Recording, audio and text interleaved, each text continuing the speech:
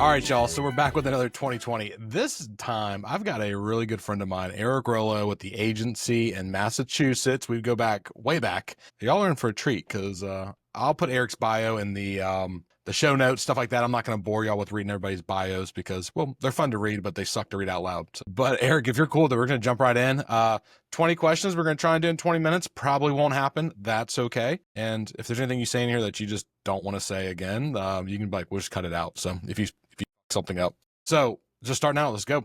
What was the biggest challenge you think you had when you were first starting in real estate? When first starting out, I mean, I got licensed when I was 19 years old. So I was, a puppy at that point. And it was basically establishing trust with folks that had bought and sold real estate a number of times. Yeah. I mean, even at that point, I was working with a lot of investors. So being able to articulate what was important during a transaction to these investor clients and manage their rental portfolios at that point. And then when I got back into real estate full time, the biggest challenge still, I was younger, but the biggest challenge for me, I had just moved to Boston, was basically learning that Boston market and establishing myself as an expert while, still trying to be out there and hustle. Boston's huge. It's ever changing.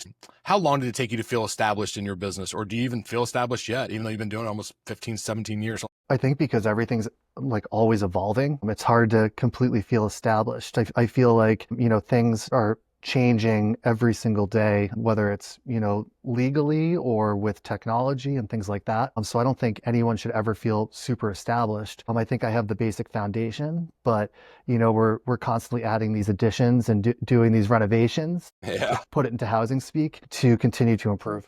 Yeah, no, I guess that's a good way of putting it. So what would you consider your biggest success so far in real estate? I think for me, number one, at the previous brokerage I worked for, going from, the guy that they brought in to kind of, you'll handle all the rentals and do all the floor time, going from that to being the top producing team at that company and then spinning off and joining the agency. That was probably my biggest success. And I think moreover, what I do consider my biggest success is a lot of my agents that start with me as new agents have gone on to establish their own teams, their own careers, be it with us or with someone else. In that aspect of mentorship, I think that's probably what I consider my biggest success. That's really cool. That's actually one of the better statements I've heard. All right, so you got to put your cape on, right? And you're going to be a superhero now. What is your superpower? If you had to sell to other agents, what's your real estate superpower? Probably a lot of people would say this, but building relationships, not only with your clients, but with other agents. I think especially in this market, I don't know how it is for people outside of Massachusetts and elsewhere in the country, but there's a severe lack of inventory and it's often a very competitive environment, and having those relationships is so important in, being able to get a deal done for your client or know about deals before they happen.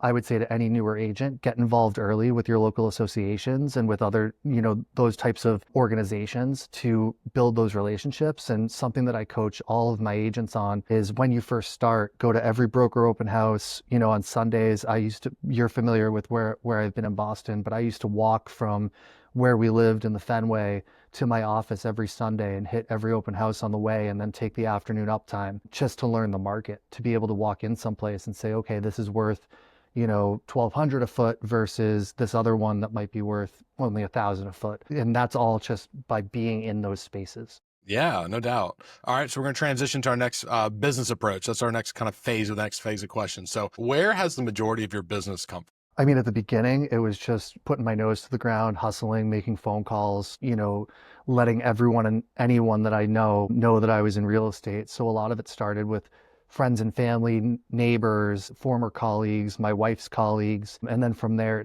right now, it's mostly referral business. So I'm very fortunate to have friends like you, that if you have someone moving up to Massachusetts, I'm hopefully your first call. And that's kind of where most of my business is coming now, is friends and family.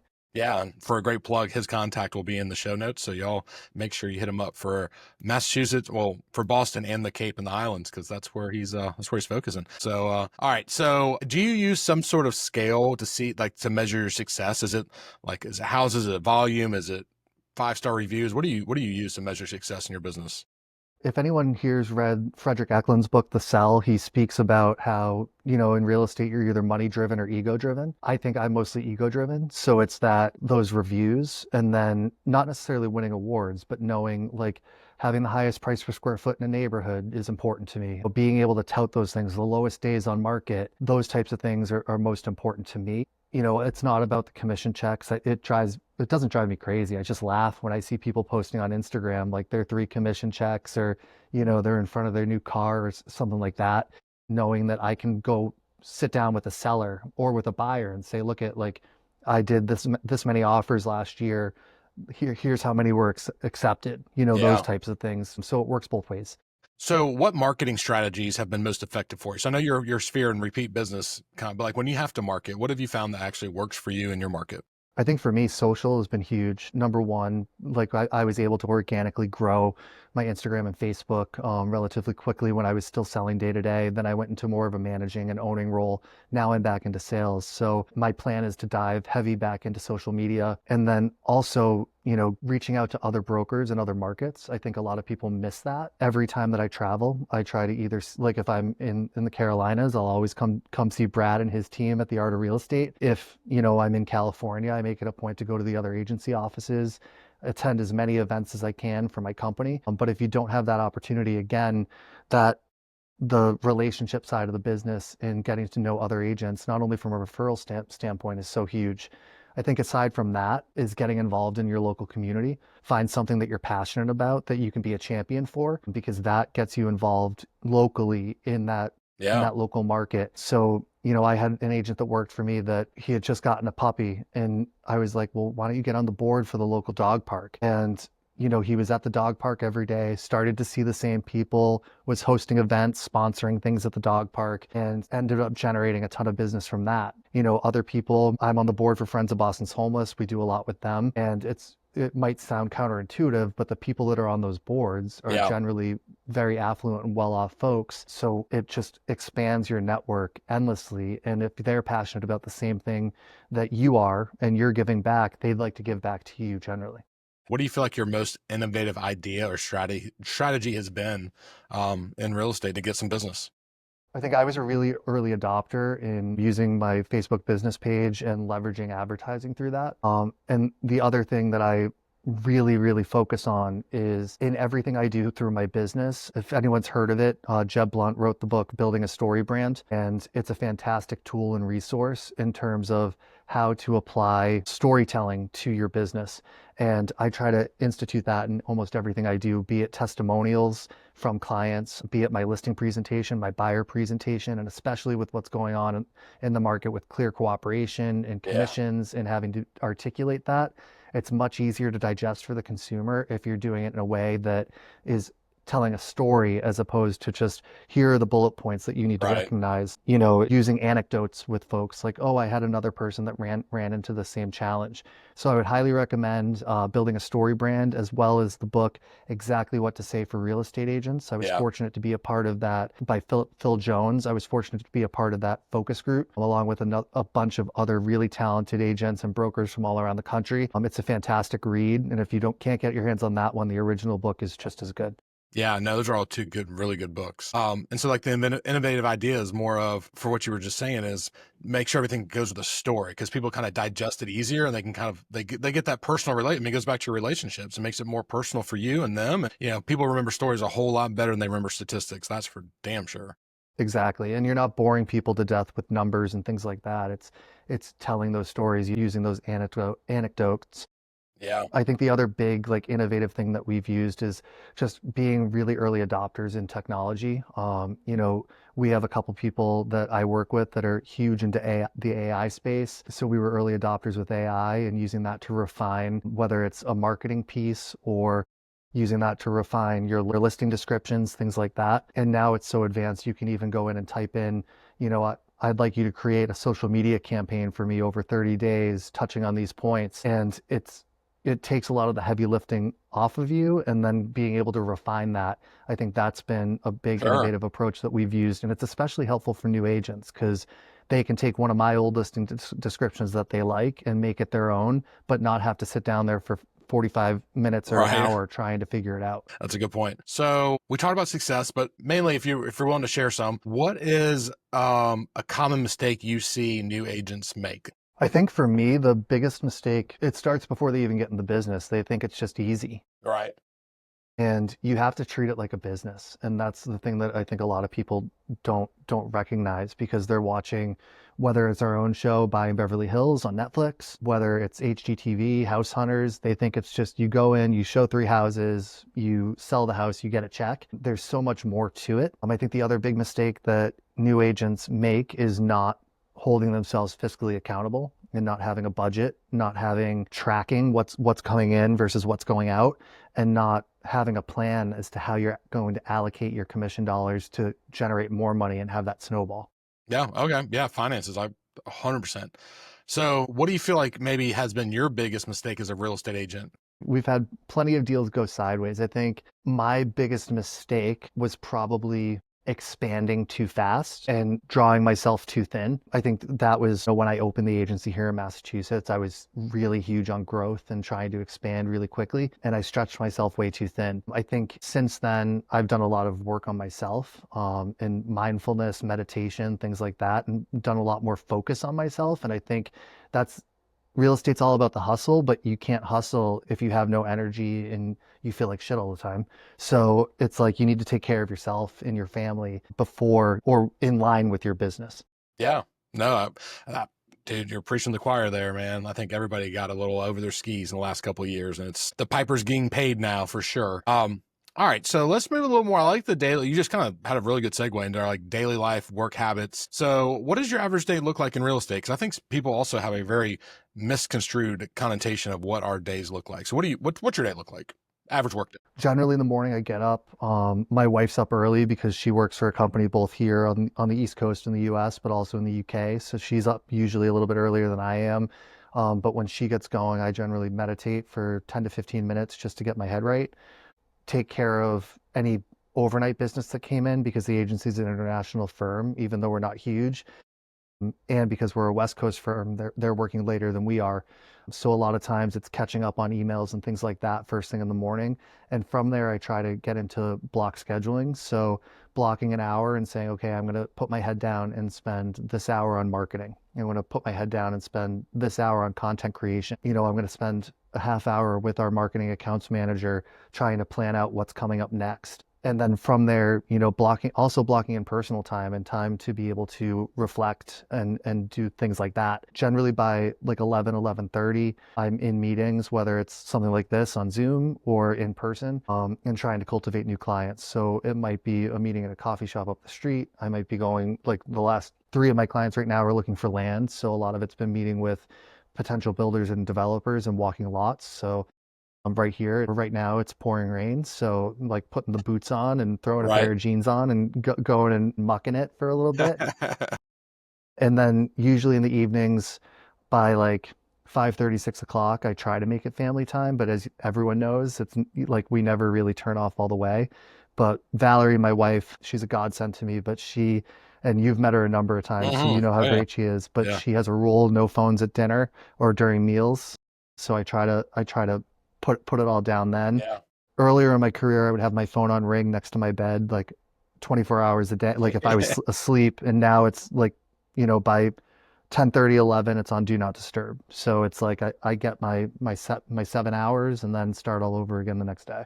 So when you look at your average day, like what do you consider essential to make sure that day checks every box you're looking for, right? What's essential to your routine? Is it apps? Is it tools? Like what do you do to make sure that you can do what you need to do?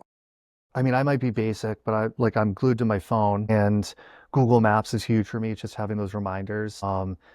Or not Google Maps, Google Calendar, I'm sorry. And having those reminders and things like that. And then in terms of apps, to make myself more efficient, especially in running a team and running an office, I use an app called Loom. And if I'm teaching something to someone, I'll record that on Loom so that it's shareable, moving forward. I don't have to reinvent the wheel and redo the same thing over and over again. So that just makes me a lot more efficient as a team leader and a broker. Yeah, because you bring up a really good point of like, we've got our days planned, we've got stuff to do, but we will get the same question by 4 different people over 4 different weeks. And all of a sudden we have 4 hours doing the same thing. So using Loom makes you so much more efficient so you can keep your eye on your prize, but yet you're still giving kind of time and energy and knowledge to the people who are still seeking it without Yeah, for sure. I sacrificing. mean, The great thing about Loom is once they're downloaded, you can create a Google Drive folder or a Dropbox folder and share that with your whole team.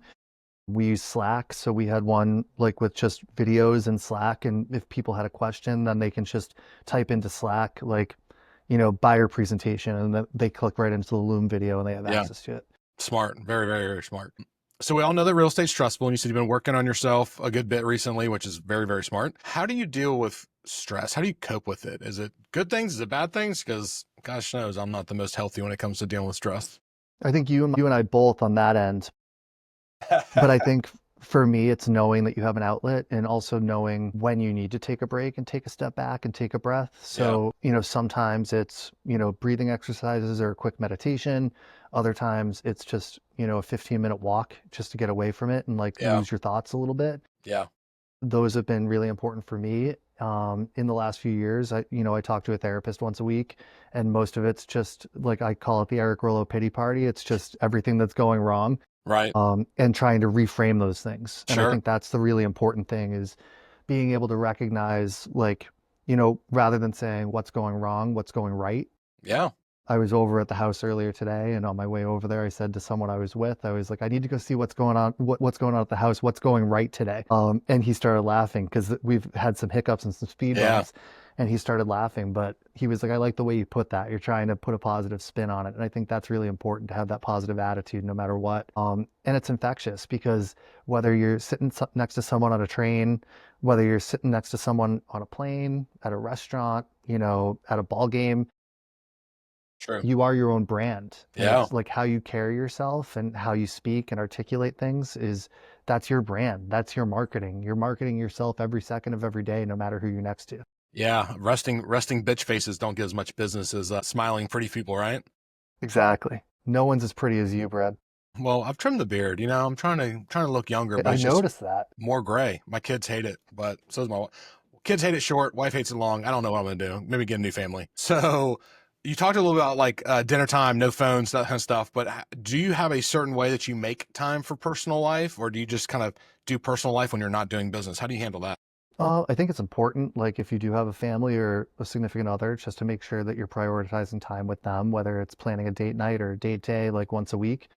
It is hard, especially this time of year, spring market, Saturdays and Sundays, midday, those are work hours.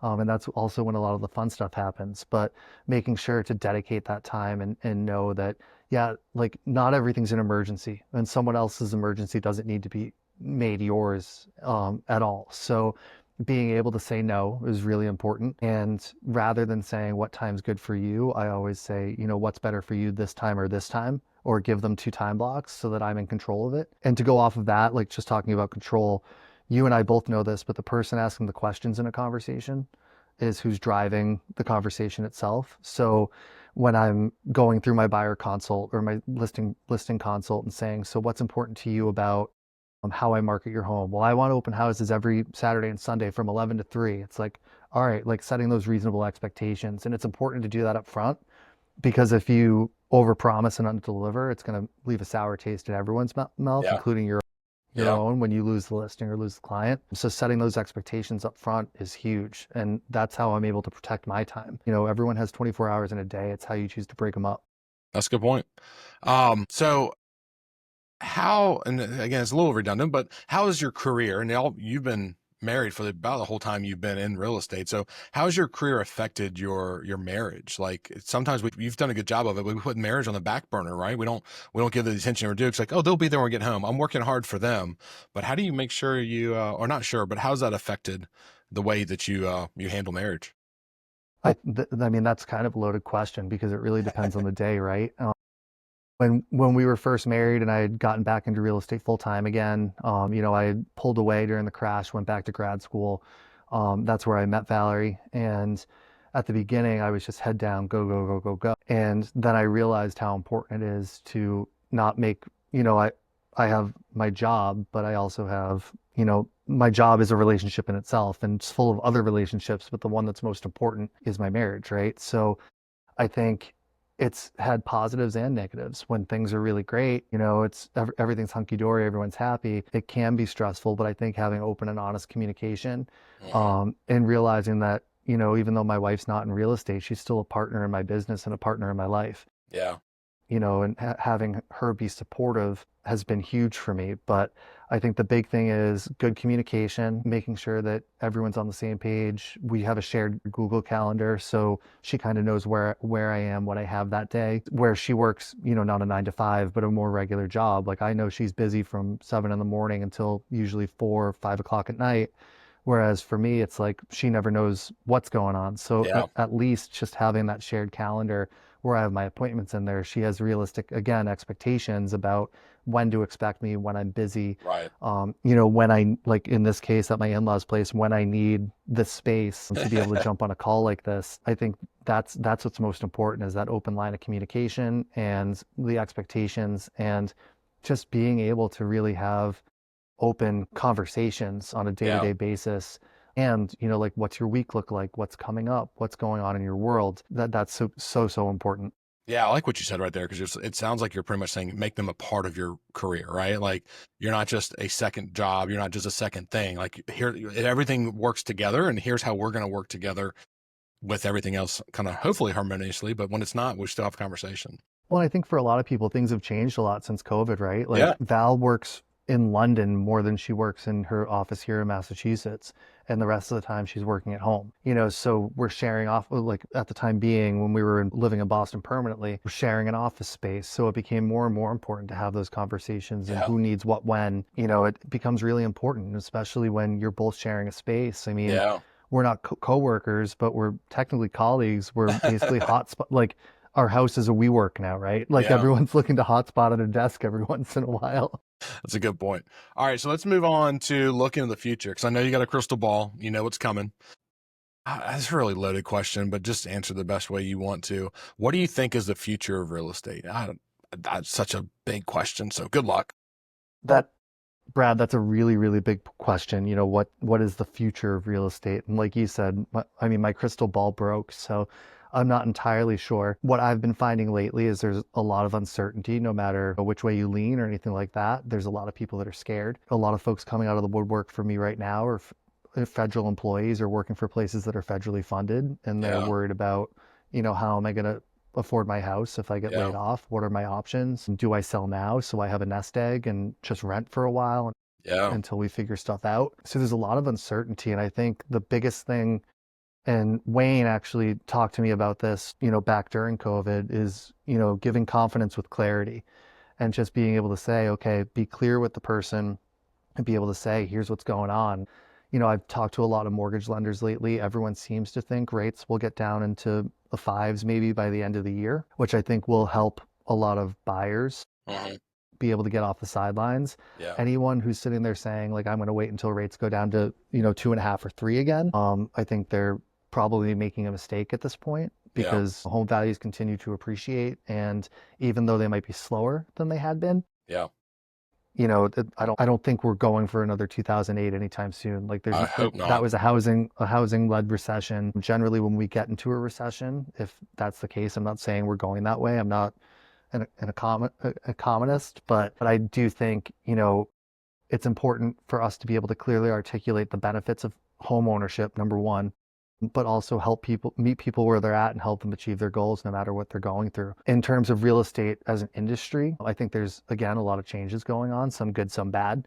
I think it's going to be incredibly important for broker owners and managers and those people in leadership to be able to help their agents understand what's going on and develop best practices so that you don't accidentally get yourself in trouble. Be it clear cooperation.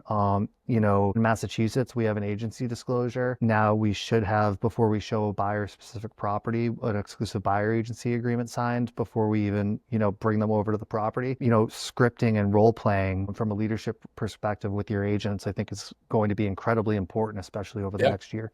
No, 100%. Yes. So when you're looking for market trends or trying to find out what's changing, I know you just mentioned you talk to your mortgage friends. Is there any certain publications or websites that you look at that help you digest quickly, that people listen to this video or podcast can say, hey, yeah, I'll go there real quick and check it out? I mean, our MLS has a robust amount of data that we're able to access. And then we also have a platform called Link that tracks a lot of the off-market transactions. Okay. So we're able to get some back end stuff that other folks might not have access to.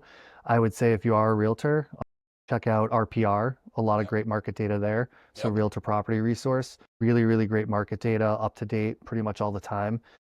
The other place for higher level data, and it pains me to say this, but Redfin does a really good job of, um, aggregating data, especially in regards to migration like Yeah. patterns. Yeah. So people leaving Boston, where are they going? People leaving California, like who's coming to Massachusetts and who's leaving. And then fostering relationships with agents in those markets so that you have a trusted source Yeah.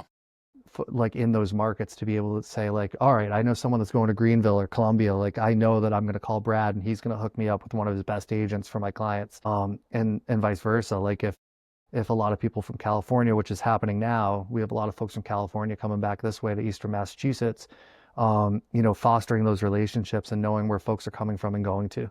Yeah, no, it's great. I think, yeah, I like RPR a lot. Like it's a quick, easy by neighborhood if you need to. Like it's really a great tool. All right, so we're gonna kick it a little old. Actually, no, one last future looking. So, what is your best advice you'd give somebody just starting out in real estate? Let's see. Let everyone and anyone know that you're in real estate. Set up a daily routine. Like, yes, you're self employed, and yes, you have a lot of freedom and flexibility, but make sure you set up a daily routine that doesn't only include the business activities or income generating activities, but also includes things to keep you well rounded and keep your overall holistic wellness up, and develop good patterns early and good habits early, whether that's database management, calendar management. For me, like one of the most daunting things is, having been in the business for now 20 years at this point, my database is massive. We're talking like 30,000 Yeah, plus people. damn. And I'll be honest, it's a shit show because I let it go for too long and things aren't tagged appropriately. They're not in the right buckets, and it makes a lot of stuff way more time consuming. For those more experienced agents struggling with the same thing, those apps like Fiverr and those types of things, you're able to hire someone cheap or like a VA cheap to help you organize that. And I've had a lot of my agents take advantage of that type of thing to go in. And yes, you have to put in some legwork up front, but them going in and figuring out, okay, like I'm missing addresses for these people so that they can go scrape the data and get the addresses, get the phone Yeah. numbers, get the emails, get the socials to be able to start targeting those folks again. Social numbers or social media accounts? Just kidding. Social You can probably get both. social media. Yeah, social media. So, what are some old school tricks that you still live by? And you mentioned a couple earlier that you kind of old school, but like, what is like the thing that people probably laugh at you if you're like, this is what I do, but it's your old school trick? I think rather than when you make a phone call, it's not, hey, are you interested in buying and selling? It's who do you know? That's my leading question. And people like at the beginning, when I keep the coach on that, they're like, well, I want to be direct with them. They're my friends, they're my family. And I said, well, if you ask someone, who do you know that's interested in buying, selling, investing in whatever, who do you know? If they themselves are interested, they're going to self-identify. Right. But if they're not interested, it's, oh, I'm not interested. It's, well, my neighbor was just talking to me the other day that their aunt down the street is thinking about selling, and it makes it a lot easier. And I was at physical therapy this morning, and I said to the head guy a couple weeks ago, like, hey, who do you know in your complex that's, thinking about selling? Like, I have buyers looking there. And then today he walked in and he goes, I'm sitting in the waiting area, and he goes, hey, I need to talk to you after your appointment. And I'm like, I felt like I was getting called to the principal's office. I was like, what did I do wrong? And he came over and he was like, hey, I remember you asking me who I knew that needed help with real estate. And he said, I gave your info to this person. Can I have a formal business card? He goes, I have your basic stuff on file. And sure enough, like he has a new employee starting who's looking for housing. And he like, now I'm basically their relocation expert for Yeah. Bay State Physical Therapy by accident. And, I think there's that. And then the other thing is like not necessarily door knocking, but just making yourself present in your community and making yourself present in the real estate community. Like I said earlier, by going to everyone's open houses. And, when I was first in the business, like in doing full-time Boston, I always had a client. They were always out of state, and I was there previewing for them. And I tell this story all the time. There's a really, really big agent here in Massachusetts. She's number one in the whole state. She's very focused on luxury in downtown Boston. And I remember the first time I walked into one of her broker opens, she was sitting there on her phone, didn't even look up. And then when she did, she said, who are you? Oh, I'm Eric Rollo. I'm just previewing for a client. Da, da, da, da, da. It was probably, I went to all her broker opens. not for the free lunches, but Yeah. just to like get in Yeah. her good graces. And 3 years later, we were in a competitive situation. And when I walked in with my client for a second showing, I got a big hug. It was like we had known each other forever. And this is the same lady that was head in her phone the first time I met her. And we were able to put a deal together over other, probably more competitive offers with people that she didn't know. Yeah. So it's old school. It's your old school trick is Yep. shake hands, make friends, Exactly. Yeah, play get in nice in the front of sandbox. people. It was hard during COVID, but even during COVID, you know this, Brad, you and I were on plenty of Zooms together, just getting together with friends and colleagues and, brokers in other areas from your various networks and just being able to put a face to a name because that's just building trust. And we're in an industry where a lot of consumers think that we're like used car salesmen. And maybe that's true, where we know that 20% of agents do 80% of the business. For sure. And I think the stat this year was 70% of agents sold 0 homes in the last year in 2024. So maybe that's true in some areas, but if you can establish trust and become a trusted advisor for people and a trusted guide, that's something from building a story brand. You're just the guide. The hero in this story is your client.